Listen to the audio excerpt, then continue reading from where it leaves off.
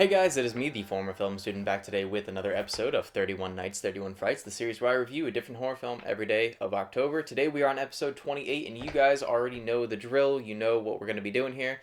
We're going to be talking about a horror film, of course, and today we are talking about a personal favorite of mine and one that I highly recommend before even getting into the video, basically. I recommend the hell out of this movie, and that is the Thing. So, The Thing was released in 1982, directed by John Carpenter, one of my personal favorite directors and a major influence on me as a filmmaker. And guys, I fucking love this movie. I love this movie, and I always forget how much I love this movie until I rewatch it, and I don't know how because it is such an incredible film, and I'm going to be spoiling a lot of things about this film. So if you guys have not seen it, I highly recommend going and watching it. If there was one film in this entire series that I could get you guys to go watch if you haven't already seen it, it would be The Thing. I don't see how someone can dislike this film. I think it is a near perfect film. For me, it's a easy 10 out of 10. I absolutely love it. I think it's one of the best sci-fi films ever made. I think it's one of the best horror films ever made. So if you have not seen it and you're still on this video, please click off. So if you have not seen it, please click off, go watch it, and then come back to this review because I'm going to be talking about heavy spoilers in this film. And I just, it's a film that I really just want to talk about in full length and not have to censor myself in terms of what happens in the plot, what happens to the characters. But I'd still love for you guys to see this video. So go click off, go watch this movie. I don't care if it's not streaming anywhere. Pay $3.99 to rent it on Amazon Prime or whatever video on demand service you want to use. Watch this movie. Please, I implore you. You're doing yourself a disservice by not watching this film. It's one of the best films ever made, in my opinion. I cannot recommend this movie enough. Alright, so I'm going to give you guys a spoiler warning. I'm going to give you a 5-second one because I normally give you a 3, but I just want to emphasize how much I really want you guys to watch this movie. Alright, ready?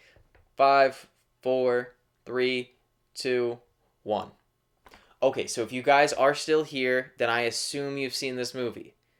If not, you probably just don't care about spoilers, which is fine as well. I'm not going to make you watch this movie, but you should. You should. Again, you're doing yourself a disservice by not seeing this film. Anyway, so let's get into what this film is about. Obviously, if you guys have seen it, you know that the premise of the film is a group of American researchers at a station up in Antarctica, of all places. They get sort of ravaged by this alien creature that can morph into any single living organism. And that setup alone is a brilliant concept, and the way it's executed is even better. And let's start off with how this film opens. The film opens with a shot of space as a spaceship sort of flies through and then disappears into the distance, and then the title of the film, The Thing, just sort of tears into the screen, and it's such a great way to open up the film. The opening title, I think, is so cool. It's so unique and different. But moving on from that, the first opening shots of the film after the opening title are really great at building tension. It's just this snowy wasteland of Antarctica as this lone dog runs through the snow and it gets shot at by a guy in a helicopter, and you have no idea why this guy's shooting at this dog. You don't have no sense of what's going on. You're just like kind of hooked in. You're like, okay, that's odd, that's strange, why is this happening? And then the dog reaches the American research base, and the guys in the helicopter are just batshit crazy, or at least they come across that way at first, as they just start firing away. And obviously the language barrier between the Norwegians and the Americans creates a sense of, well, they can't communicate, so the Norwegians are just doing whatever they can to try to eradicate this dog, which of course you find out later on is the Thing. It's the creature that can morph into anything. So honestly, their actions are a lot more justified after watching the film. But it's incredible as the guys just, sort of fire away, and like they have no sense of care in the world of, okay, I might hit one of these guys, which they do. They end up hitting one of the American scientists, and which causes the American scientists obviously to fire back, killing the Norwegian scientists. And it's just, again, within the first 5 to 10 minutes of the movie, you're already hooked in. You're already like, all right, I am on board with this. I don't know what's happening. I don't know why any of this stuff is occurring, but I want to find out. And from there, the film just gets better and better and better as it goes along. And you find out that, after McCready and one of the other scientists fly the helicopter to the Norwegian base, and you get there, and it just really sets the tone for the rest of the film, because they get there and it's just this sort of icy hellhole wasteland of dead and mutilated bodies everywhere. It's frozen over. It feels very visceral. It's very real. It's very gross to look at. And McCready and the other scientists are just like, what the fuck happened here? And it really is just kind of emulating what the audience is thinking, because you're like, at that point you're like, maybe they should not have taken that dog in, and they should have just let the Norwegians kill that dog. Because simultaneously, while they're investigating the Norwegian station, you get shots of the American station, and it's a couple of these just lingering long shots of the dog that they let into their base, and it's so creepy. And it's weird to say that a dog gives a great performance, because it's a creature, it's an animal, but it does such a great job in this movie. I'm not sure how well trained the dog was, or if John Carpenter just knew how to film it properly, but the dog is so creepy, it's so eerie, it just lingers in the scenes that it's in. It just kind of walks around. It doesn't really do anything all that scary at first, but you just get this sense of like something is wrong with that dog. Something is really up with that creature, and I'm not sure what it is, but anyway, from there on, it just gets so much more intense, and the practical effects, oh my god, the practical effects in this movie are, oh god, chef's kiss. Holy shit. Probably the best example of practical effects in a film that I can think of. I don't think I've ever seen a movie where the practical effects stand up to this one. Maybe Star Wars. Maybe Star Wars. Um, but the budgets, it's hard to compare the budgets with that one. As far as a film with this budget, it looks incredible. The scene where you finally are put fully into this film is when the alien creature tries to suck up a dog, and they notice what's happening, and the dog's face just splits open. The dog's face just literally splits in half, and it's so creepy. It's so gross and disturbing to look at, and it looks incredible. They try to do a similar effect in the 2011 prequel, which is also just called The Thing, because why would it have a different name? It's only a different story with different characters. Don't get me started on that movie. But anyway, they do that same scene but with CGI, and it looks horrible. It looks so much worse, and it's a film that came out, what, almost 20 years later? This film came out in 1982, and I think the 2011 one, yeah, so like 19, 20 years later, it looks so much worse than a film that came out, actually, what, no, that's 30 or so years. I am terrible at math. I went to school for film.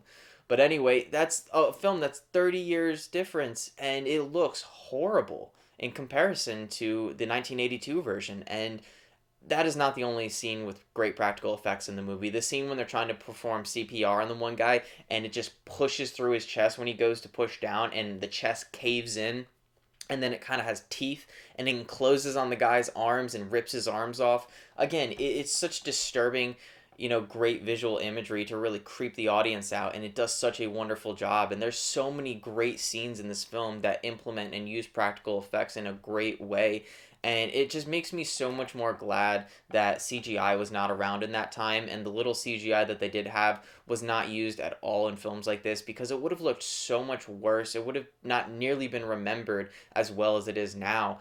One of the highlights of this film, one of the reasons that this film is remembered so well and is so liked and loved among horror fans and fans of film in general, is because of the great practical effects. People always talk about that aspect of this film, and if they would have used some shitty CGI, it just wouldn't have been talked about nearly as much as it is today.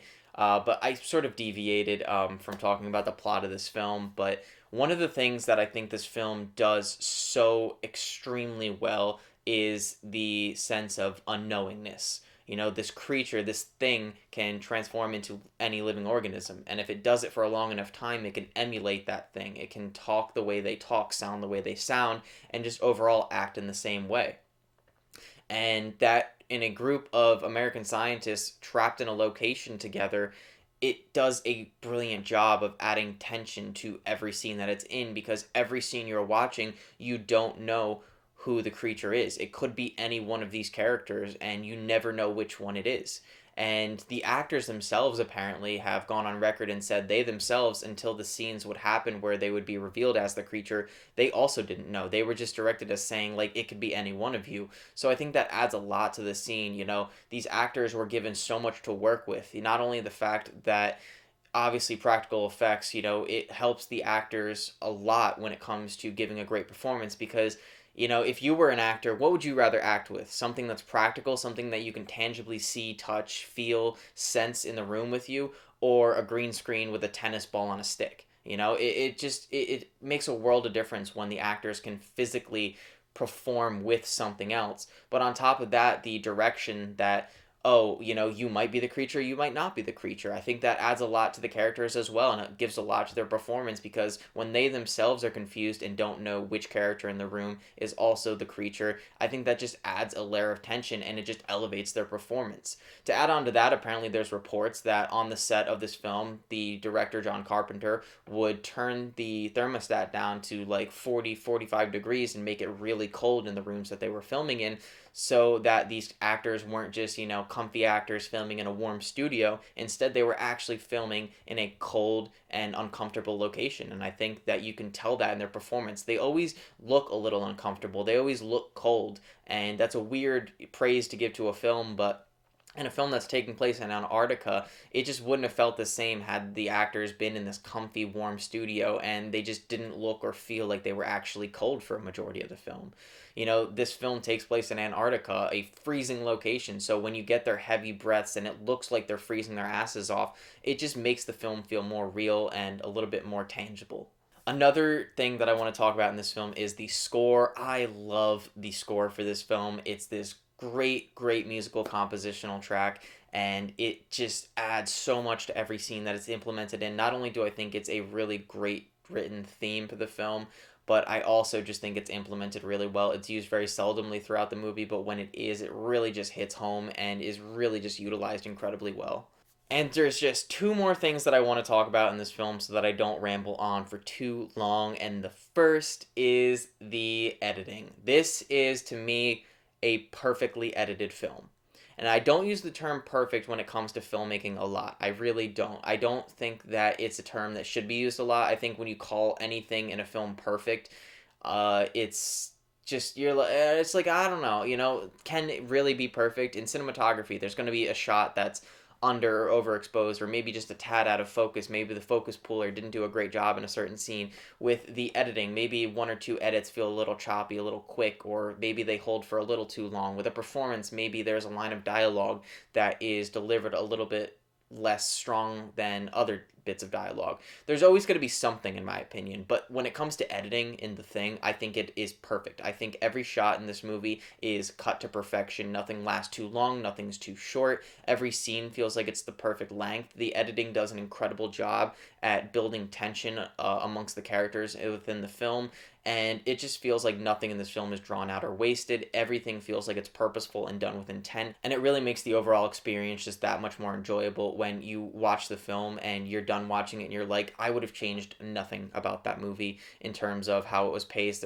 There's nothing that I feel like could have been taken out of this movie, and there's nothing that I feel like needed to be added. I feel like everything that was in the film needed to be there, and I think that's a testament to the editor, but also John Carpenter, because Halloween is also an incredibly well edited and efficient film, but in terms of just sheer perfect efficiency in terms of editing and pacing when it comes to storytelling, The Thing, I don't think any film comes close to how well this movie is in terms of its pacing and how well the story is told and how well it builds up the characters and gives them depth, and just feels like everything given the proper amount of attention to. The last thing that I want to discuss is the ending to this film. Probably top 5 favorite endings to any film, in my opinion. I love the ending to this movie. It's so simplistic, but so great, and leaves such a strong impact, and it just leaves you going, wow, that was a way to end a movie. And essentially, it's MacReady, played by Kurt Russell, after all the other characters are dead, whether they were killed in explosions or whether they were turned into the Thing and had to be burned to death.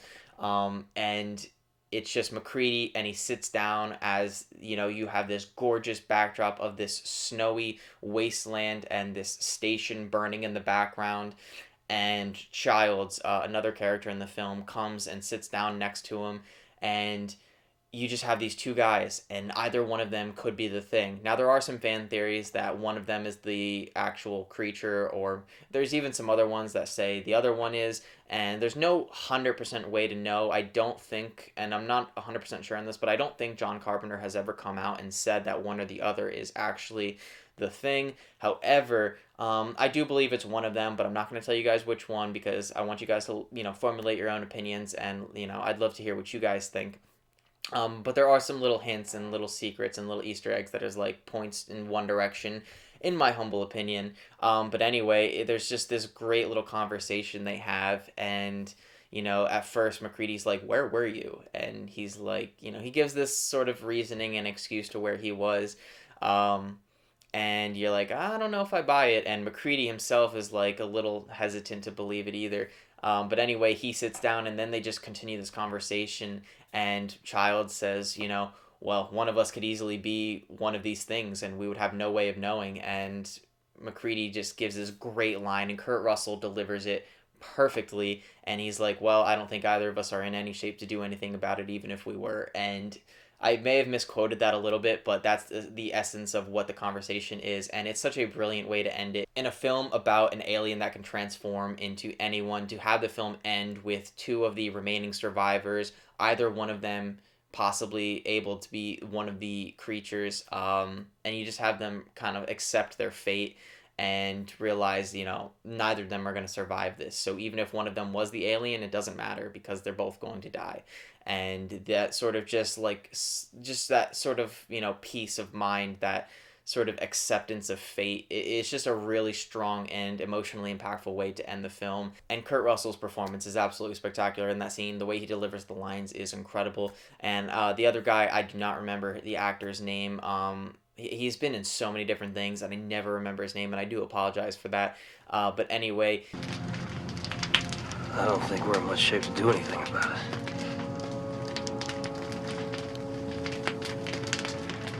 Well, what do we do? Why don't we just wait here for a little while? it is just a well-acted scene all around. It's incredibly well shot. The gorgeous cinematography, the musical composition, the editing in that scene, all of it combines to create one of just the best endings to any film I've seen. Definitely easily one of the best horror film endings I've ever seen of all time.